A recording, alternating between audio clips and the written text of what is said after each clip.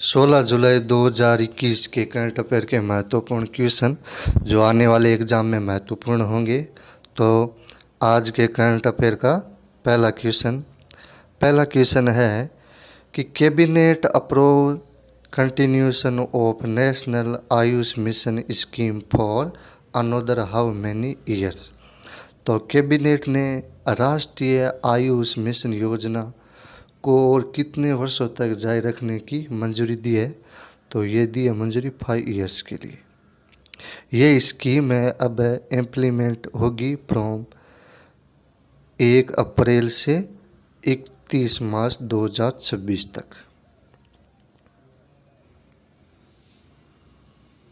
तो ये स्कीम क्या है? नेशनल आयुष मिशन स्कीम है। ये लॉन्च की गई थी 15 सितंबर 2014 को। और नेशनल आयुष मिशन स्कीम है वो इम्प्लीमेंट होगी किसके द्वारा? मिनिस्ट्री ऑफ आयुष के द्वारा। और मिनिस्ट्री ऑफ आयुष के मिनिस्टर कौन है? सर्बानंद सोनोवाल। इस मिशन का ऑब्जेक्टिव क्या है? प्रोवाइड करना cost effective Ayush service. Focus करके किस पर? Core competency area. कौन सा एरिया लिया गया इसमें? आयुष के एरिया लिया गया। जो आयुष के एरिया आयुर्वेद, सिद्ध, सोवा, ऋग्पा, यूनानी और होम्योपैथी। जो क्या करेंगे? जो क्या है? हाउस है किसके? नॉलेज के। किसके लिए? प्रिवेंटिव करने के लिए, प्रमोटिव करने के लिए, क्यूरेटिव हेल्थ केयर करने के लिए।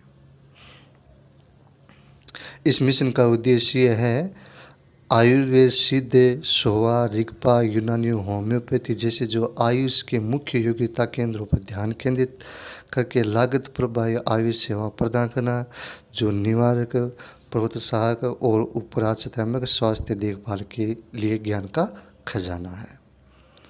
नेक्स्ट क्वेश्चन है which has become the first north eastern state to propose legislation to protect cattle.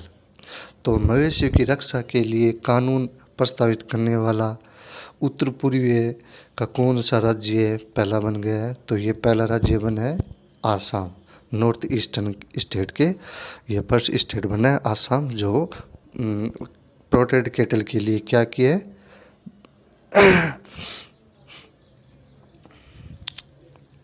कानून को प्रस्तावित करने वाला। आसाम चीफ मिनिस्टर ने प्रस्तुत किया है कैटल प्रिजर्वेशन बिल 2021-126 मेंबर्स के साथ असेंबली बजट सेशन के पहले दिन।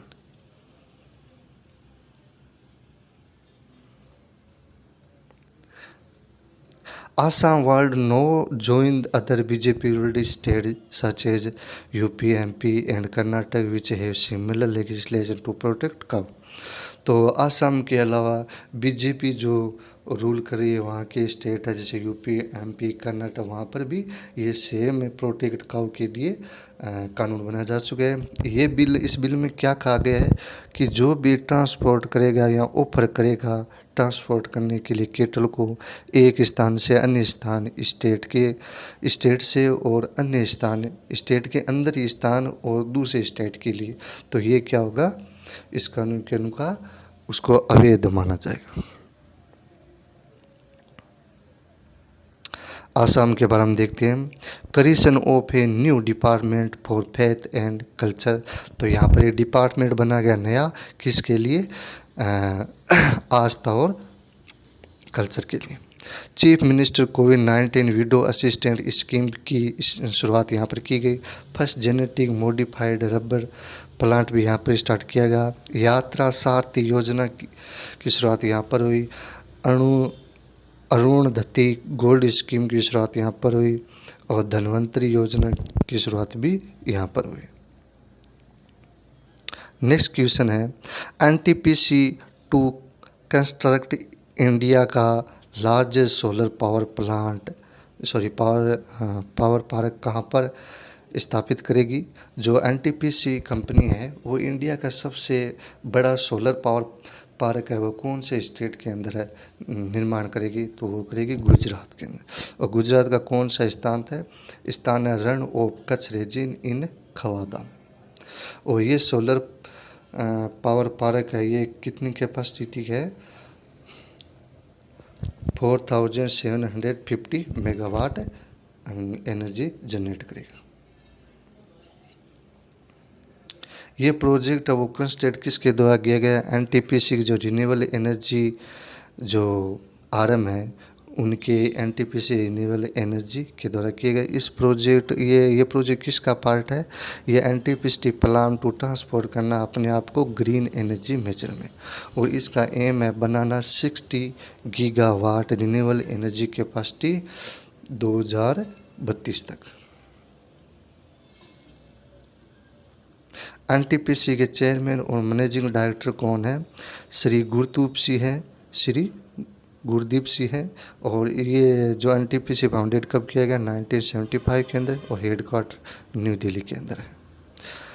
नेक्स्ट क्वेश्चन है, the country's first grain ATM has been set up in which state. तो हमारे देश का पहला ग्रेन एटीएम अनाज एटीएम कहाँ पर सेटअप किया गया है, तो ये फर्स्ट टाइम हरियाणा के अंदर किया गया है। और हरियाणा के कौन सी जगह पर, गुरुग्राम में। ये ऑटोमेटिक मशीन है जो कार्य करती है जस्ट लाइक जैसे बैंक का एटीएम कार्य करता है, उस तरीके से मशीन काम करती है। यह मशीन है वो कहाँ पर इंस्टॉल की गई है, अंडर वर्ल्ड। ये मशीन है वो कौन सी स्कीम के अंदर इंस्टॉल की गई है, world food programme of United Nation के अंदर की गई है। और ये कहलाते हैं automated multi commodity dispensing machine. Haryana location यहाँ पर है। और हरियाणा की सीएम है मनोहर लाल खट्टर और गवर्नर है बंडारू दत्तात्रेय। और ऑक्सीजन ऑन व्हील इनिशिएटिव यहाँ पर स्टार्ट किया गया। रीडिंग मिशन यहाँ पर स्टार्ट किया गया। हरियाणा नीति भी यहाँ पर इम्प्लीमेंट हुई। हर घर लक्ष्मी कैंपेन की शुरुआत यहाँ पर हुई। नेक्स्ट क्वेश्चन है, Ladakh sign MOU with which state to turn UT organic by 2025। तो 2025 तक ऑर्गेनिक बनाएगा केंद्र शासित प्रदेश को। तो लद्दाख ने कौन से स्टेट के साथ साइन किया है, तो ये की है स्कीम के साथ। इसका ऑब्जेक्टिव क्या है कि ऑर्गेनिक बनाना अपनी भूमि को लद्दाख की, और किसके साथ, गवर्नमेंट ऑफ इंडिया के साथ गंठ जोड़ करके। तो फर्स्ट इसमें 3 फेज होंगे। फर्स्ट फेज में 85 विलेज लिए जाएंगे जिसके अंदर 5000 हेक्टर को ऑर्गेनिक किया जाएगा। सेकंड फेज में 82 विलेज और थर्ड फेज में 79 विलेज को ऑर्गेनिक में कन्वर्ट किया जाएगा। स्कीम है वो सिक्किम है वो कि फर्स्ट स्टेट है जो 100% ऑर्गेनिक है, 100% ऑर्गेनिक, जिसने क्या फार्मर सर्टिफाइड ऑर्गेनिक प्राप्त किया है। ये use of sale and chemical fertilize and pesticide are banned in Sikkim. तो सिक्किम के अंदर यूज भी नहीं कर सकते और सेल भी नहीं कर सकते कोई भी केमिकल फर्टिलाइजर है, पेस्टिसाइड है उनको। नेक्स्ट क्वेश्चन है, who has been appointed is the leader of the house in Rajya Sabha में। तो राज्यसभा में सदन के नेता के रूप में किसे नियुक्त किया गया है, तो ये नियुक्त किया गया पीयूष गोयल को।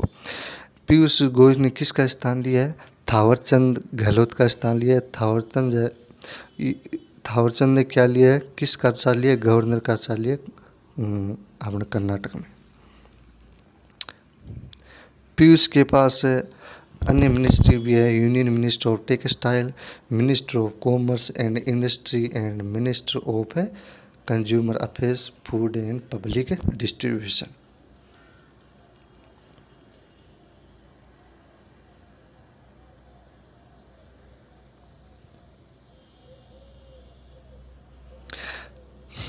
Leader of the house is responsible for organising government meeting and business in the house में। तो जो हाउस का जो लीडर होता है वो किसके लिए जिम्मेदार हो गया, ऑर्गेनाइज करने के लिए गवर्नमेंट की मीटिंग है, बिजनेस करने के लिए इन हाउस के अंदर। तो ये रिस्पॉन्सिबल किसके लिए होता है, लीडर होता है हाउस का उनके भी। The reserve bank of India ने कैंसिल की है लाइसेंस कौन सी बैंक का, तो उस बैंक का नाम है doctor Shivajirao Patil Nilangekar urban cooperative bank limited. ये बैंक अभी एडिक्यूट नहीं थी कैपिटल को जमा करने के लिए और अर्निंग कमाने के लिए प्राप्त राशि। Maharashtra based bank with its current financial position be unable to pay its depositor in full. तो ये महाराष्ट्र बैंक है जो करंट जो फाइनल पोजीशन है वो असमर्थी जमा करने विथ कैंसिलेशन, इस लाइसेंस से कैंसिल होने के साथ है बैंक है वो क्या है अपना कोई बिजनेस है वो कार्य नहीं कर सकती। नेक्स्ट क्वेश्चन है which bank launch retail direct scheme, कौन से बैंक ने रिटेल डायरेक्ट स्कीम खुदरा प्रत्यक्ष योजना की शुरुआत की है, तो वो आरबीआई बैंक ने की है। ये रिटेल इन्वेस्टिगेटर के लिए थ्रू आप क्या डायरेक्टली खरीद भी सकते हो, सेल भी कर सकते हो गवर्नमेंट सिक्योरिटी प्राइमरी और सेकेंडरी दोनों। इस स्कीम के अंदर रिटेल इन्वेस्टिगेटर वो एबल है ओपन करने के लिए और मेंटेन करने के लिए अपने गिल्ट सिक्योरिटी अकाउंट है जिसका नाम है रिटेल डायरेक्ट गिल्ट अकाउंट है, थ्रू किसके थ्रू आरबीआई के ऑनलाइन पोर्टल के साथ। आरबीआई के गवर्नर को शक्तिकांत दास है, ये 25th गवर्नर है और हेडक्वार्टर का आरबीआई का बम्बई के अंदर है और ये फाउंडेड कब हुई 1 अप्रैल 1935 को कोलकाता के अंदर है। नेक्स्ट क्वेश्चन है world youth skill day celebrate on which day, तो विश्व युवा कौशल दिवस कब मनाया जाता है, ये 15 जुलाई को मनाया जाता है। इसकी अब की बार थीम क्या थी, री imaging youth skill post pandemic.